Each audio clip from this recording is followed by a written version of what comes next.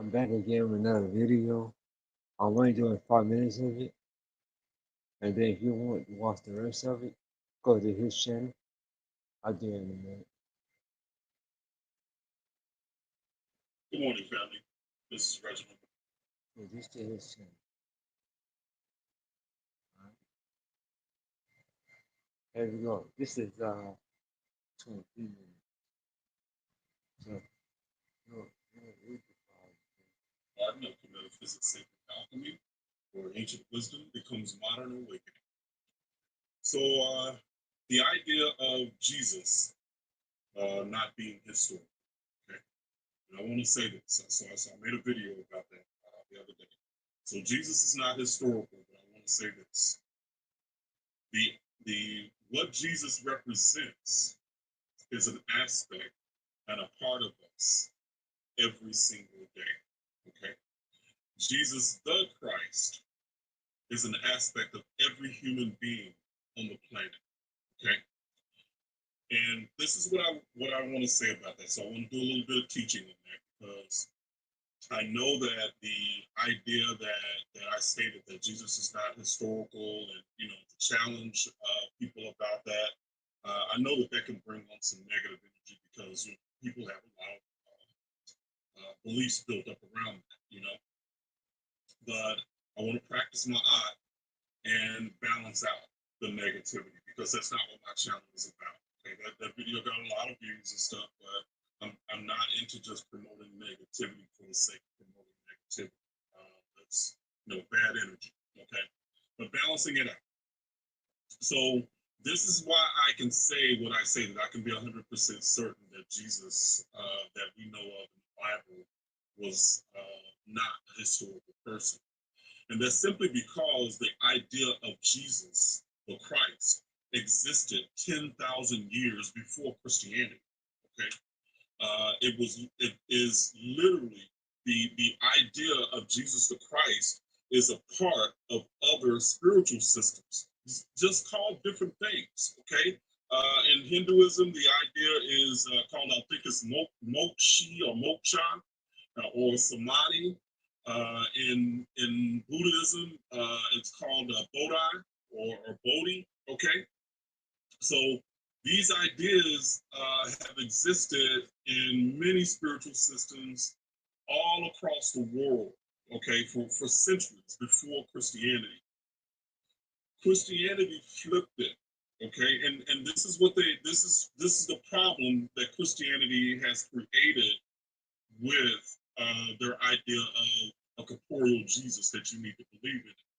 The main idea is that the other spiritual systems, including the Kemetic spiritual system, is based on an idea of an internal locus of control. In other words, it's the idea that the journey that we are developing ourselves, it is an inward journey. It's one that we are developing ourselves from within. We're connecting to the divine and recognizing our divinity as we journey through life. And you do that from your experiences in life. Life is the outside projection of your inner vibrational experience. Okay, this is the metaphysical aspect of this. This is also where the idea of the law of attraction comes from. Okay, where the idea that thoughts become things. So all of that has a very ancient foundation that basically can be traced back to ancient Kemet. Okay, and these ideas and the idea of Ma'at. All right, so all these ancient systems had the idea of the Christ, okay, and that's the KRST, long before Christianity came up with the idea of Jesus Christ, okay, long before. So there is precedent of this, okay, and I know people are going to ask me, can you prove your family? I wrote a whole book, okay. The book is called Cracking the Christ Code: The Ancient Egyptian Origins of Jesus. Okay, and you can get it on Amazon or any major bookseller. But I lay it out in a book. All right. So this video is not going to give you proof of everything, but the book, I take you through all of it. Okay, through every step of how these ideas came about, how Christianity came up with them, why they came up with them, all of it. Okay, but today I just want to talk about the idea of the Christ. Why I can say that it is an absolute aspect of every single one of us every single day. Okay, so Christianity, how Christianity flipped it was that they made the idea of the Christ something one that was corporeal and that is outside of it. So the ancient from the ancient Kemetic perspective, their teachings were from the idea that the soul is incarnating into the physical, okay, or literally projecting into the physical. So we are the soul's projection. We are the soul made flesh. Okay, so we've heard these terms. So you'll get little snippets that are in the Bible that are in Christianity. Okay, but Christianity made it about one person. Okay, the ancient terminology when we're talking about just let's say the crucifixion, okay, and the resurrection. Okay, so I know those are going to be coming up here pretty soon. But the idea it was about a soul incarnating into the physical or into the flesh. So that's what the crucifixion was about. It's actually the four elements, okay, earth, air, fire, and water, okay, that a soul needed in order to cross over into the physical, okay? That was the crucifixion. The death was actually about the soul losing its omnipotent awareness, okay? That was the ancient esoteric meaning of death, all right? It wasn't about a physical death in this sense. The idea of Jesus Christ was not about a physical death. It was about the soul forgetting its omnipotent awareness. The sacrifice, if anything, was the soul sacrificing itself so that a physical person could live, okay? All right? But that idea of a sacrifice is not a part of ancient Kemetic teachings. That's a negative, that's a negative concept, okay, that you give up yourself for somebody else and for whatever reason. Okay, that's a negative concept, negative energy, negative vibration. Okay, but that was the idea of the cross. Okay, so as the soul incarnated into the physical, okay, it merged with matter or mother. Okay, The soul. so the soul, the idea was that the soul is the light or the intellect of the creator that is merging into matter. So that's one reason that it's symbolized or personified as a male, because it is the light of the creator basically planting its seed into matter or mother. Okay. So this is again just this is the Kemetic ideas about this concept. So this is where you get the idea of Jesus being implanted in Mary, okay, the virgin birth. But the birth is actually when the soul first begins to recognize who it is. Okay, so first is and there's many layers and levels to this, family, but I'm just really making it very simple. Okay, but when the soul starts to be or begins to recognize itself, that's when the birth of the son happens. When it first starts to recognize. Okay, as it develops, then it goes on to become a Christ, okay? It goes on to become an enlightened being, okay? We go on to become enlightened beings. And at that point, when we reach a stage in areas of our lives that we are enlightened about them, that's when we become a Christ, okay? That is actually called the resurrection, okay? So again, understand Christianity flipped it, okay? They flipped it from a spiritual actualization to something about the physical. Okay, that when they changed and made it corporeal Jesus, that's what they did. Okay, they again the journey is about our internal locus of control. It's about us internally recognizing our power as gods and goddesses in the physical form. Okay, that we have the ability to create our physical form.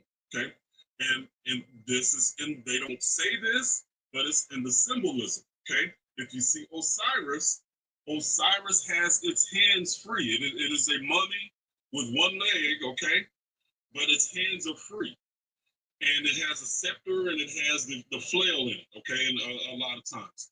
But what that means is that that Osiris represents the personification of our soul, and Osiris as a soul has the ability to create in this reality. Okay, again, this is breaking down the symbolism, not what's in the books. Okay, this is the metaphysical aspect of it. So that's where that's coming from. But the idea of Jesus is actually that light, that intellect that actually that merges into the physical. Okay, but that intellect, that physical person is dead.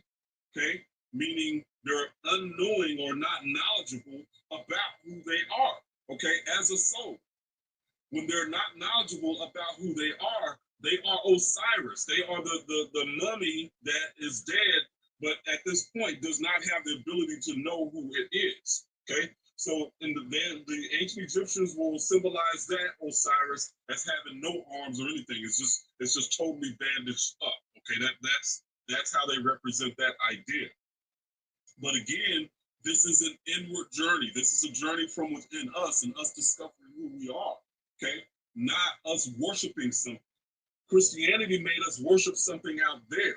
Okay, look at Jesus as the example, but not recognizing that Jesus is or that light is within each of us. The possibility of that seed expanding and becoming knowledgeable consciously is within all of us.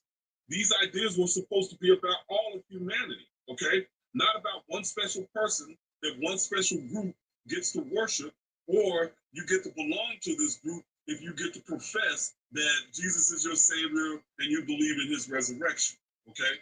That's not how that works. You can believe all you want to, but if you are not developing consciously, if your life is not going as you wish, and you're not gaining wisdom from the hardships and the tribulations that you're dealing with, you're not becoming a Christ. Okay? You can believe all day, every day, and hope Jesus is going to swoop down and save you.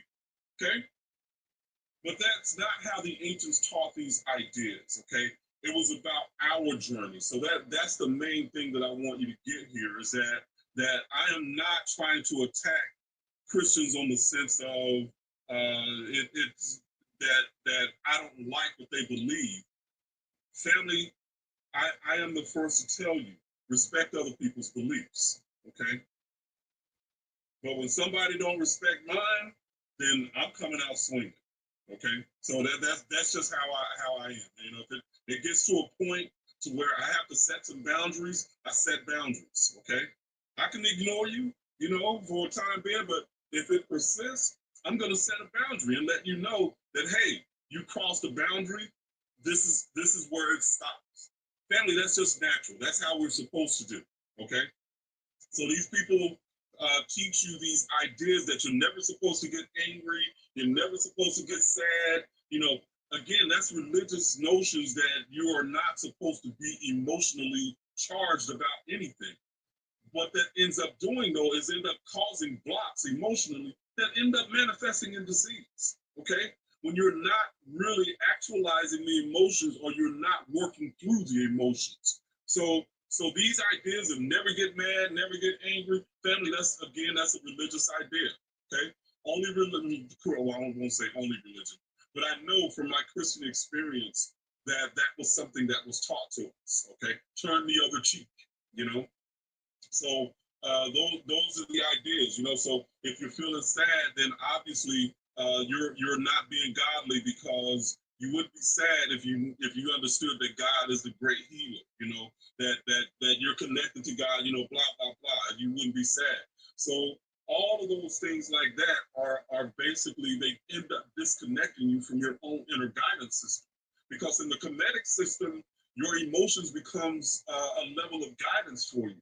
When you're sad, that means that there's something that is not working correctly, and you need to find that light, because you got darkness descending on you. And I mean darkness in the sense of you being sad and instead of being in the light and happy, okay, but not a negative thing, okay, in that sense.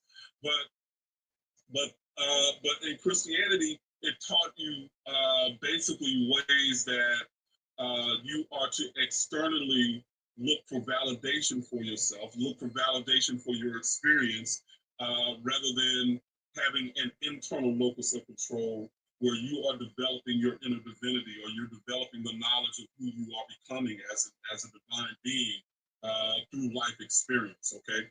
Christianity wants to separate life experience, okay? There's a secular life and then there's a spiritual life. There are things that are spiritual and then there are things that are not spiritual. There was no such thing in the Kemetic system, okay? All life is spiritual because you are a spiritual being having a human experience. If you're baking cookies, it's a spiritual experience, okay? Because you are a spiritual being having a spirit. I'm sorry. You are a spiritual being having a human experience. You have a one night stand, and the one night stand end up causing a whole lot of issues. That one night stand is still a spiritual thing because you end up the whatever problem that it might have created. I'm not saying that all of them create a problem because they don't, but whatever problem that created, it's an opportunity for you to learn something about yourself or to learn something through your experience. Okay, it's an opportunity that may elevate you to a level of Christ. But in Christianity, that's a sin. You know, you're not supposed to do this. You're not supposed. So you end up creating all these blocks and disconnects and contradictions in your life because one thing is spiritual and something is not. Okay, that's only Christianity. That's only religion. All right.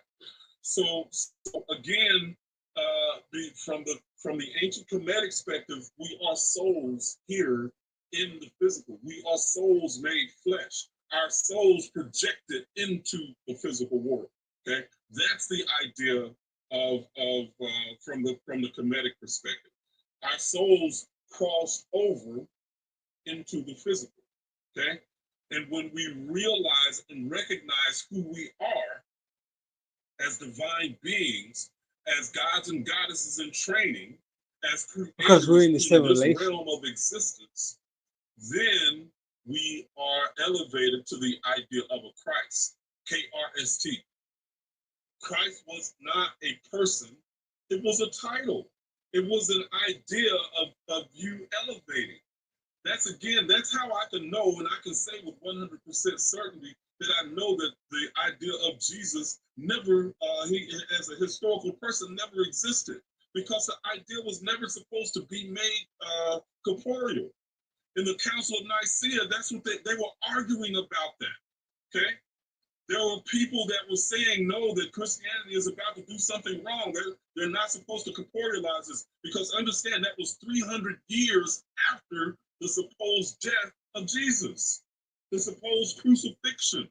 Okay, they got it. They messed up a whole lot when they did that. Okay, so I'm not trying to attack Christianity. What I'm saying is bringing back really what the truth of these ideas meant. Okay, and the truth is much more powerful than the lie, and the truth can set you free. Okay, that's really the crux of the matter. That the truth can set you free. The truth is more powerful than what we have been or what we grew up being taught as Christianity. Christianity ends up producing a needy or disempowered individual in a lot of cases because you're hoping that God is going to do your battles or fight your battles for you. When in reality, you are the God that creates life as you wish. Okay? You are the God who is going to solve those issues. And you're going to solve that through who you believe yourself to be and your power or lack of it. Okay? That's what it comes down to.